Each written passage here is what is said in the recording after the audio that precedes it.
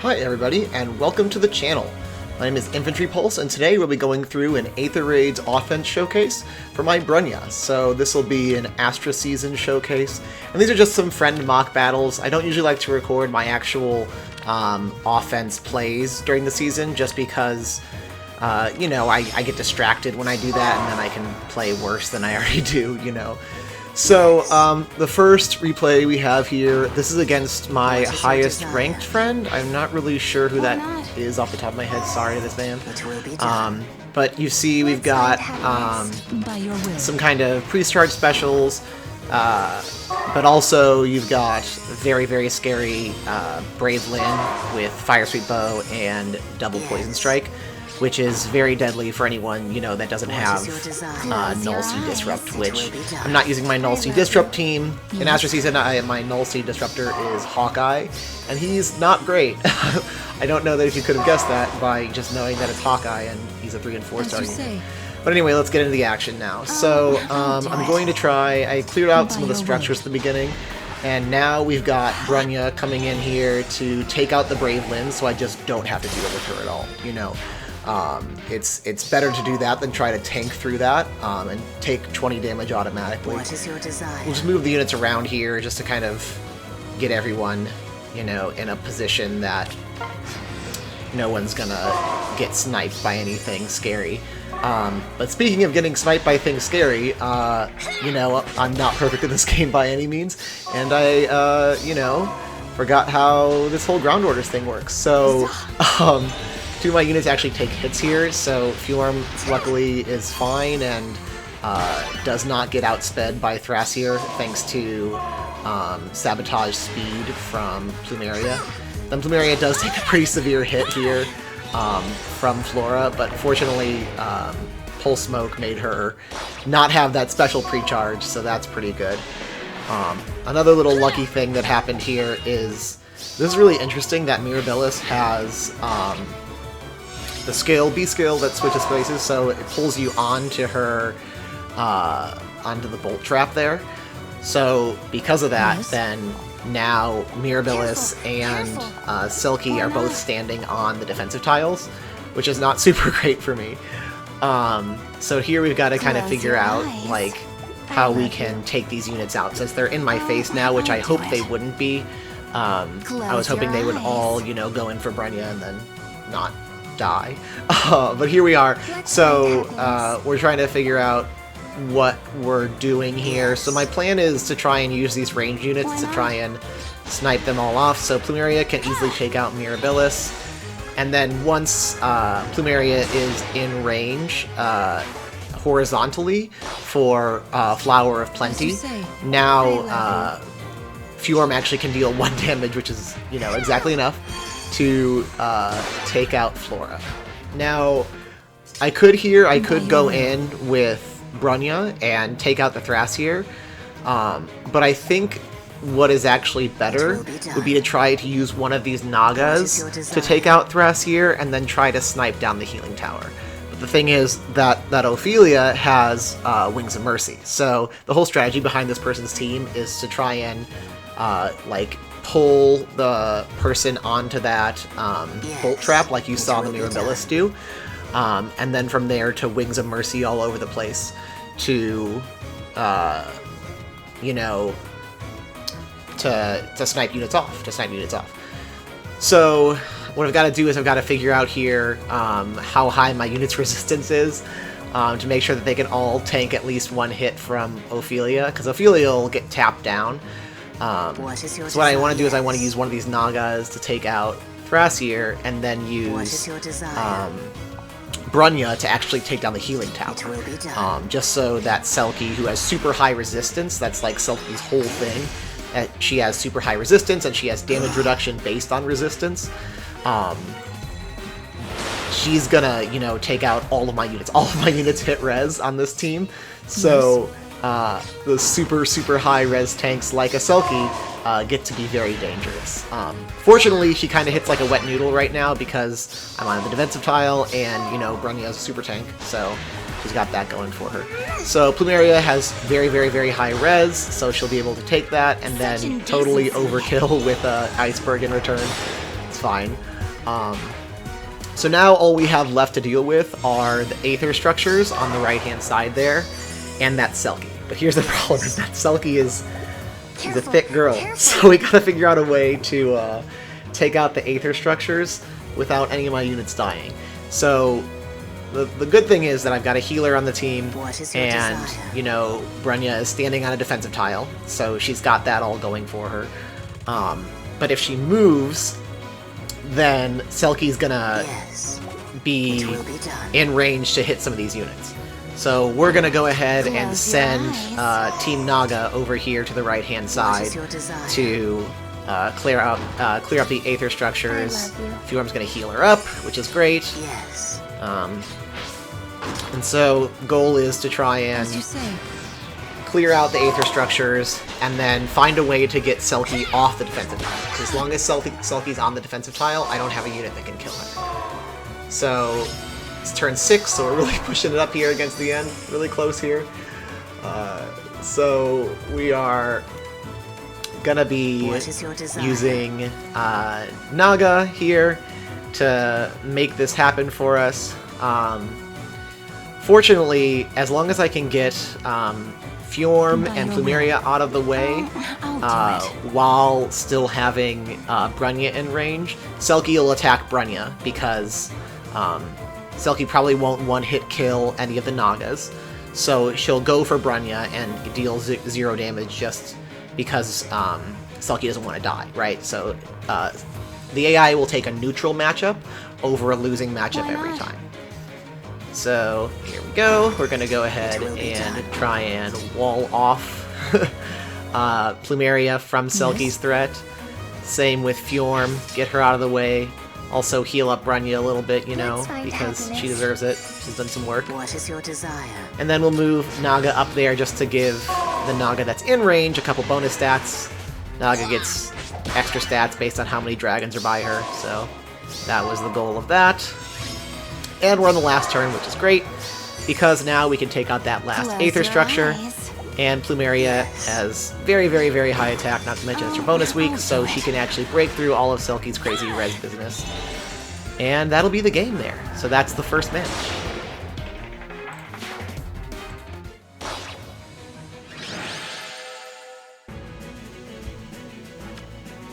Okay, so next up we have this triple Mythic situation here on the opposing team, which is a lot.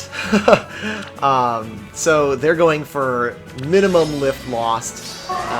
With all these merges, even if they were to lose a match, it's not gonna be anything for them. So you notice we get our Bridal Fjorm in line with the Mirabilis to make sure that Mirabilis can't dance. So that kind of neuters Mirabilis quite a bit, you know? Because her whole purpose is to dance and debuff, and if she can't do that, then that's fine. Luckily, the Elise here has Recover instead of Restore, so because of that, I don't have to worry about any Restore shenanigans and Elise bipping and bopping around the map, because that can be very scary, especially with that Gravity Staff. That can really mess up some strategies.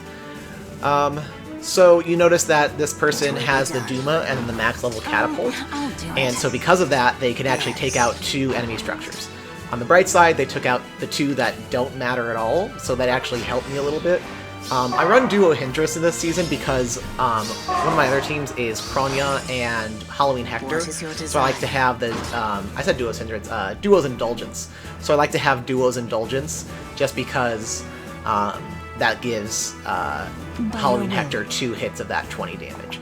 So now that my Bolt Tower's gone off, it's time to engage. So I did snipe down the healing tower earlier using Plumeria. So luckily, they're going to remain at low health unless they get healed by Elise. And so Elise will heal. So that's good for me because that means that Elise is not attacking me. So I can't counterattack when Elise attacks. So Close your eyes. now we're just kind of What is your desire?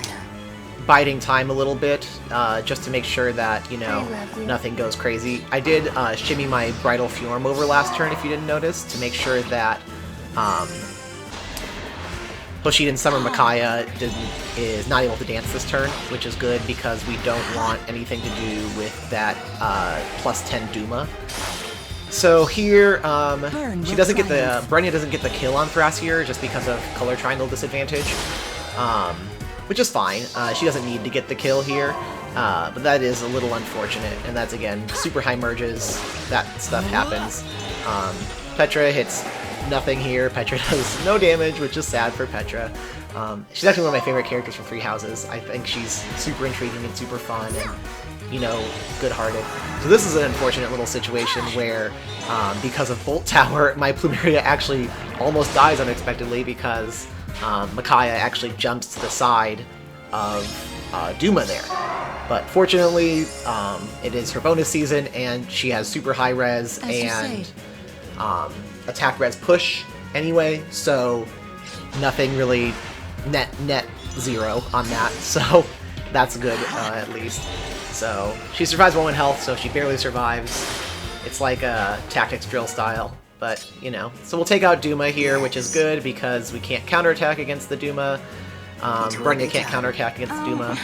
And I choose to run Steady Stance instead of... She does have close counter on her, like I have that skill on her. Just because of the guard effect that provides, synergizes super well with Pulse Smoke. To really hinder infantry pulse teams, or even just pre-start specials, things like Ophelia or whatever. But that makes it so that Thrasier is even more neutered, you know? Especially Thrasiers that run the default Flashing Blade. So now we're gonna take out the Thrasier, obviously, which is good. But now we have to get that that pot in the corner, that Aether pot in the corner, which is unfortunate because Gravity Staff is a thing. So we're gonna have to find a way to get over there, and so I think sending Bridal Fjorm over there is the best option. We gotta make sure that, you know, she's not trying to tank too many hits, and also the turn count is getting up there, so the clock is starting to tick a little bit on that. So we've got to find a way to make Bridal Fjorm feel better about that. So I think we're gonna test out some of these traps. We know that the one trap, the heavy trap right there, is real, because we already cleared the fake one with Brunnya earlier. So now we cleared out that fake bolt trap, so we know what the real one is, which is not a big deal at all. But now it's time to try and go over there on the right side of the map and get that Aether structure with Fjorm. So the catapult is still there, luckily, or Fjorm could be in range. I don't think it would be super detrimental to her. Fjorm has high HP and decent speed after the blessing from Plumeria, so she would be fine probably, but it's always, you know, better safe than sorry, I suppose. Yeah, and we've got that Tactus Room, which means nothing. Fjorm has 71 HP from triple mythics, you know, so it's not even real. Close your eyes. So now we gotta find a way to as you say, take out these structures. Yep, so I would, you know, I would want to go and take out the Aether pot right there. Oh yeah, she does get hit, so she actually does take a hit from Elise here.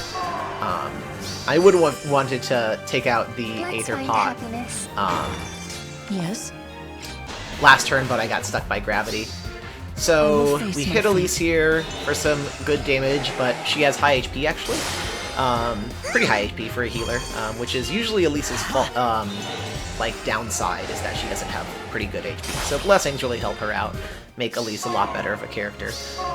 Also, it was just a fun character in general in Fates. I'll do it. I liked Elise alright. by your will. I didn't super enjoy Fates as a game, but Elise was a wholesome little bean. Now she's dead. Okay, so I guess that's the second match. So that one was a little bit harder just to try and get all the Aether pots, but we still did it. Okay, so next up we are switching seasons over here. So this is now not switching seasons, but switching bonus units. So Last two videos were Plumeria bonus season. This one is Eldigan bonus season. So I recorded these videos separate times. It's fine. So no more isolation, but extra dance. So actually 2 really great bonus seasons, you know. I always like when the mythics that I actually use are the bonus units. It gets a little headachy when the defense mythics are bonus units because you can't use them on offense. And also that sometimes messes up because of the HP bonus, that sometimes messes up my infantry pulse order. So here we've got Restore Veronica. So the reason why Veronica did not attack right there is because of Plumeria's very high defense, or very high resistance rather. So she chose to restore twice actually. So now we're gonna take out this Dancing Berkut. So Berkut is standing on a defense tile, which is unfortunate, which means that I don't even know if he has pretty high HP, so I don't even know that I would have been able to take him out to begin with if he was off the defense tile, but you know, that definitely helped this case a little bit. So objective there was to get everyone out of the way, so that's why Naga moved over to the right side of the map. I should mention also that this map is actually someone that subscribes to the channel, so shout out to Foul J, this is your map, good job. This is actually very similar to my old Dark Season map. I actually like that map a lot, that's when I had my Sophis here. So that was Vantage Brave Ike, so he does like a good chunk of damage to Brunnya, but do you think luckily Brunnya is still able to It will be done. Still able to chip him down. So, kind of in a retreat formation. The reason behind that was to make sure that Brunnya could get under the healing tower. Little bit of a risky move in terms of Eldigan's dance is still up, but it was fine, it turned out fine. So I just wanted to make sure that Brunnya had a good amount of HP so that she could go into battle against Thrasier here. Why not? Now in a second I'm pretty sure I make like a stupid move where I... As you say. Yeah, so here I actually attack the Thrasier, and there's not really a reason to do that at all because there's a healing tower literally right next to her. So this move was stupid and unnecessary, but we did it anyway. So we do end up doubling against the Thrasier, so this Brunnya is just blazing fast. That's her whole gimmick, right? So she gets very, very high speed-wise there. Understood. And so the panic is not great for Brunnya because although she ignores debuffs, panic still affects her, right? So she still gets the debuffs essentially from panic, because if you look when you're panicked, it'll say bonuses or whatever. It'll say your boost, and then it'll actually subtract that from the boost rather than saying it's a penalty. So I actually also was not expecting Eldigan to fly in and attack there. Again, it is Eldigan's bonus season, so he's pretty strong right now, actually. I was expecting him to dance Thrasier, and then Thrasier, you know, come in and attack again against Brunnya and die. But it turned out fine. So here we will take out Thrasier, and then I just have that one Aether structure up there on the left side that I still gotta take out. Which shouldn't be a problem at all. So now it will be done. Brunnya just has to tank through a hit from Eldigan. So we'll use our Eldigan to dance up Naga, and then Naga to zoom him up to the top there. So we'll just see another little combat here from Eldigan. He'll move on to the defensive tile, which is annoying, whatever. He has such high HP, he has 69 HP, nice. Yeah, but he'll still die. I mean, he has great HP and defense, but his res is not very great at all, even on his bonus week. So he'll get 2 hits down from Brunnya here, and then we'll... Oh, that's right, he has Courtly Candle, so that first hit is even diminished. So that's unfortunate. Why not? Courtly Candle's a great weapon, by the way. Good free-to-play inheritable option. So then Brunnya will finally take him out, and that will be the 3rd map. Good job, Foul J. It's a good map. Okay, so now we're on to the final map of this video. So this is an Infantry Pulse team. So I thought I'd end on an Infantry Pulse team because it's Infantry Pulse channel, welcome. So here we'll be taking out this double Thrasier team. And so you would think that like double Thrasier, you're tanking with a blue unit. That can't be too great. And normally I would agree with you and say like that would be a dumb idea. But Brunnya, this Brunnya specifically, was made to beat Thrasier. That's why she speed stacks so severely. Normally this would be, you know, like in excess to stack speed this much. Why not? But the reason why that she's actually, you know, this blazing fast is so that Thrasier can't threaten her.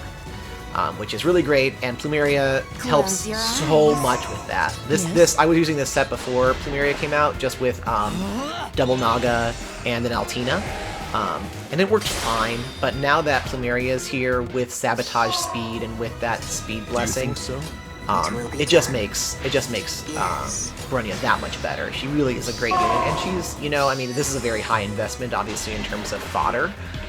As well as I did actually end up using my Ivy Mangoes on Brunnya, but she is just like a great unit. The fact that she can ignore debuffs makes her really, really, really powerful. Burn will triumph. And definitely something worth investing into. If you have this kind of fodder, or if you have other kinds of fodder, close counter, close foil, null C disrupt, even just red smoke in place of pulse smoke, all these things can still work really, really well for her.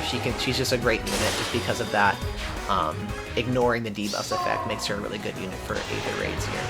So a bunch of things are attacking into, I wasn't narrating this at all, but a bunch of things have been, we had a Soth and a Thrasier here. They just stand no chance against Brunnya, just because of the crazy amount of buffs that are on this unit.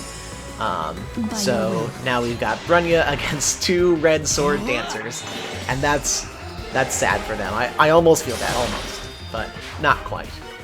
And with the death of this Olivia, that'll be the video. I hope you guys liked it. If you did, give the video a like, subscribe to the channel, do lots of stuff about Aether raids, and I'll see you guys next time. Later!